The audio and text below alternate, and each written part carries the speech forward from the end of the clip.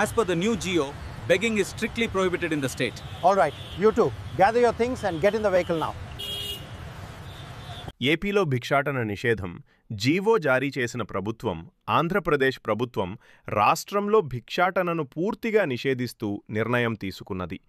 ఈ మేరకు భిక్షాటన నివారణ సవరణ చట్టం 2025 అధికారికంగా ప్రచురితమైంది. ఈ చట్టం అమలుతో ఇకపై ఏపీలో ఎక్కడ భిక్షాటన చేసినా తీవ్రమైన నేరంగా పరిగణించనున్నారు. ఈ నెల 15వ తేదీన చట్టానికి గవర్నర్ ఆమోదముద్ర వేయగా 27న ఏపీ గెజిట్లో చట్టం ప్రచురితమైంది.